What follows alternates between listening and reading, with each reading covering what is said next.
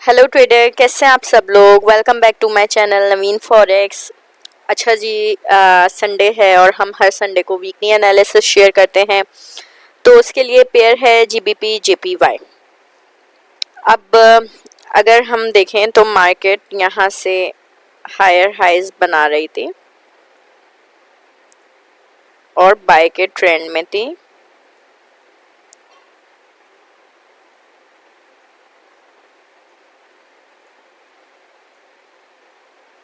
अब यहाँ देखेगा, ये हमारा मेजर स्विंग था। ये वाला पॉइंट हमारा जो था वो, एक मिनट, ये वाला पॉइंट और ये वाला पॉइंट मेजर स्विंग था। ठीक है, ये हाई था मेजर स्विंग का और ये लो था मेजर स्विंग का। ठीक है, अब जो है मार्केट ने मेजर स्विंग के हाई से अबव हाई नहीं बनाया, इक्वल हाई बना लिया और जो इसका लो था उससे लोअर लो बना दिया। तो इसका मतलब ये हुआ कि मार्केट जो है वो अपना ट्रेंड चेंज करने के पोजीशन में आ रही है, ट्रेंड फॉलो नहीं कर रही है। ठीक है, तो पहला पॉइंट मैंने यहाँ लिख दिया कि मार्केट स्ट्रक्चर फॉलो नहीं कर रही है।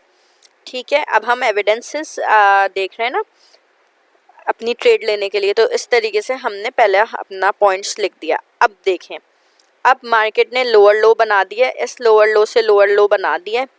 ठीक है, अब हम एविडेंस देखेंगे सेल के। ठीक है, क्योंकि मार्केट सबसे पहले तो ये कि अगर अब हमें बाय का देखना होगा तो बाय के लिए हम जब तक वो यहाँ से ऊपर का ब्रेकआउट नहीं देगी तो हम उसके बाद हमें दोनों तरफ के एंट्रीज को देखना होता है, दोनों पॉसिबल को वेज को देखना होता है। ये हमारा हो गया बाय का कि अगर ये ब्रेकआउट देगा लेवल तो हम बाय करेंगे। अब हम आते हैं सेल के एविडेंस पे। सेल का पहला एविडेंस क्या है? पहला, market does not follow structure. ठीक है, सेल बाय के स्ट्रक्चर में नहीं आई है। ठीक है, सेकंड पॉइंट क्या होगा? सेकेंड एविडेंस है हमारा डबल टॉप। अगर मैं आपको यहाँ पे जूम करके इस तरह दिखाऊं तो ये आपका बन रहा है डबल टॉप। ठीक है, दो इक्वल टॉप्स को कहते हैं डबल टॉप और ये हमारा एक पैटर्न होता है और उसके बाद मार्केट के सेल में जाने के चांसेस होते हैं। ठीक है, तो हमारा पहला हमें, अब हम सेल के एविडेंसेस ढूंढ रहे हैं। तो पहला सेल का तो ये हमें एविडेंस बन गया कि मार्केट स्ट्रक्चर फॉलो नहीं कर रही बाय का। उसने लोअर लो, जो हायर लो था उससे नीचे लोअर लो बना दिया है। तो अब मार्केट किस चांसेस हैं कि वो सेल में जाएगी।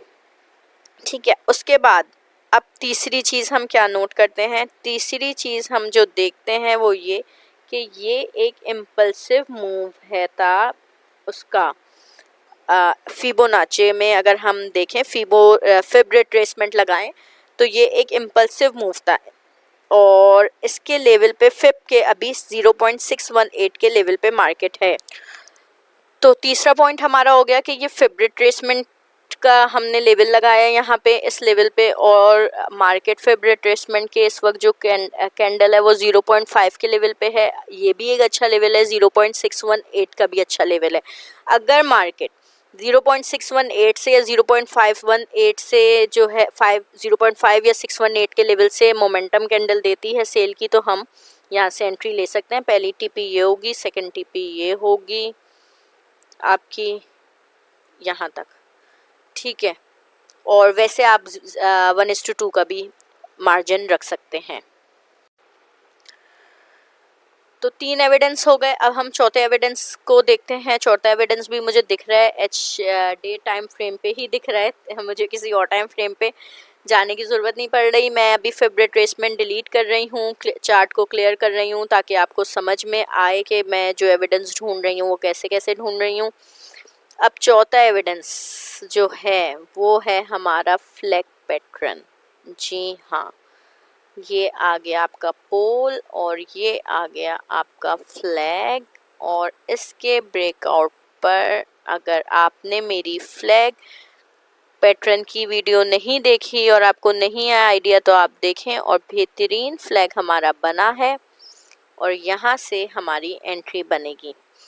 अब एक एंट्री हमारी यहाँ से बन सकती है, फ्लैग पैटर्न के ब्रेकआउट से हमारा SL उसके फ्लैग के ऊपर हो जाएगा।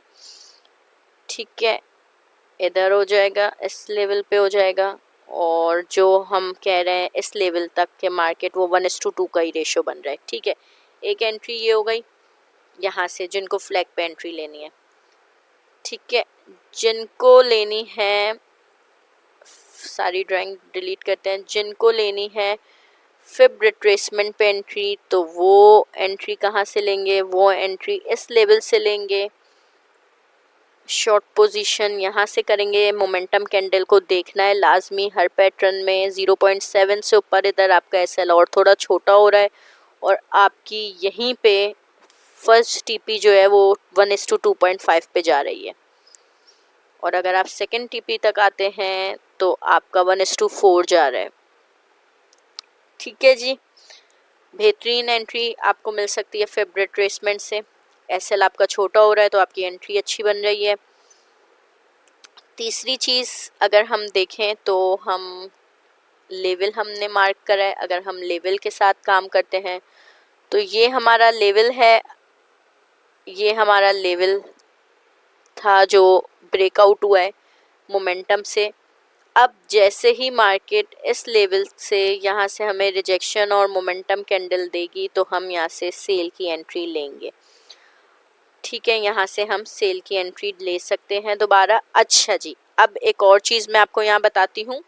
एक और चीज़ मैं आपको बताऊँ कि आपके जहन में ये बात आएगी कि ये लेवल यहाँ से भी उसने ऊपर कैंडल ने ब्रेक करा है। ठीक है, तो अगर हम सेल के लिए सपोर्ट देखते हैं तो हमने इसने यहाँ से ये लेवल ब्रेक करा है, पर मैं उस वक्त तक बाय की एंट्री में नहीं जाऊंगी जब तक अब डे टाइम फ्रेम पे ये लेवल ब्रेक ना हो जाए, क्योंकि हमारा मेजर स्विंग बाय का ये था और इससे ऊपर एंट्री देगी मार्केट, ब्रेकआउट देगी तो मैं जाऊंगी। अगर मैं लेवल्स पे काम कर रही हूँ तो मेरे लिए ये एरिया नो एंट्री जोन है।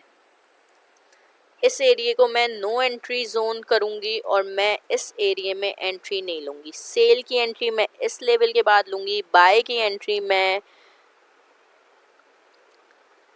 इस लेवल के बाद लूंगी और टीपीएसएल अपना देख लूंगी, जो भी मेरा आगे कोई लेवल होगा उसके हिसाब से रखूंगी। लेकिन इस वक्त मैंने आपको दोनों चीज़ें बता दी कि बाय की एंट्री के लिए मैं यहाँ से सोचूंगी, सेल की एंट्री के लिए मैंने आपको बता दिया कि एक चीज़ थी कि मार्केट स्ट्रक्चर फॉलो नहीं कर रही, दूसरी चीज़ थी फिब रिट्रेसमेंट का लेवल से हम एंट्री ले सकते हैं, तीसरी चीज़ मैंने आपको बता दी कि हमारी जो है फ्लैग पैटर्न इसमें भी बन रहा है। तो एविडेंस हमारे पास हैं लेवल्स उसके हिसाब से, सेल के हिसाब से। तो हम इंशाल्लाह वॉच करेंगे मार्केट को, जब कल मार्केट खुलेगी जिस तरफ भी पोजीशन पे हमें देगी। बार बार कह रही हूँ, जल्दबाजी नहीं करेगा, इस एरिया को नो एंट्री जोन करेगा। फेक ब्रेकआउट्स में भी ये चीज़ें आती हैं कि मार्केट आप यहाँ से एंट्री अगर बाय की ले लें कि यहाँ पे बाय की कैंडल बन गई है, लेवल ब्रेक हो गया है, तो वो क्या पता ये फेक ब्रेकआउट हो और आ जाए। अपने एंट्रीज़ में, अपनी चीज़ों में नो एंट्री जोन डाला कीजिए, ताकि उससे एक दो चीज़ें होंगी, आपके अंदर पेशेंस आएगा, आपके अंदर होल्डिंग आएगी कि नहीं मुझे अभी बर्दाश्त आएगी, आपकी ट्रेड्स मैच्योर होंगी, लेस रिस्की होंगी, ज़्यादा प्रॉफिटेबल होंगी।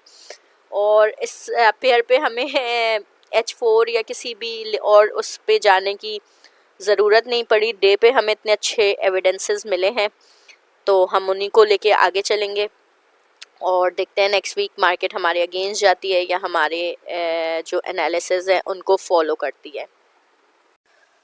अच्छा जी, दूसरा पेयर हमारा यूरो यूएसडी है, जिसमें हमने लास्ट वीक जो मैंने मल्टी टाइम फ्रेम एनालिसिस की जो वीडियो अपलोड की थी उसमें आपसे कहा था कि ये बाय में जाएगा। इसने माशाल्लाह से हमारा टीपी हिट किया और सिर्फ 1:2 का रेशो हिट नहीं हुआ है, बल्कि आप देख सकते हैं 1:4 का रेशो हिट हुआ है। 45 पिप्स का मेरा एसएल था, यानी 0.01 के हिसाब से 4.5 डॉलर का मेरा एसएल था और 181 पिप्स का मुझे जो है इसमें प्रॉफिट हुआ है। और मतलब कि 0.01 की लॉट से, मिनिमम लॉट से अगर हम देखें तो वो 18.1 का होगा। जिसने भी इस पे एंट्री ली होगी वो प्रॉफिटेबल हुई होगी।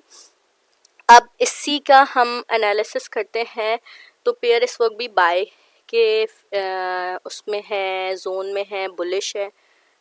तो हम ये मार्क कर देंगे अपना लास्ट रेजिस्टेंस। और ये पीछे से भी देखें, अगर हम चाहते तो हम सिर्फ ऐसे भी मार्क कर सकते थे ये कि मार्केट, लेकिन ये पीछे से एक अच्छा लेवल है, ये एक अच्छा लेवल है।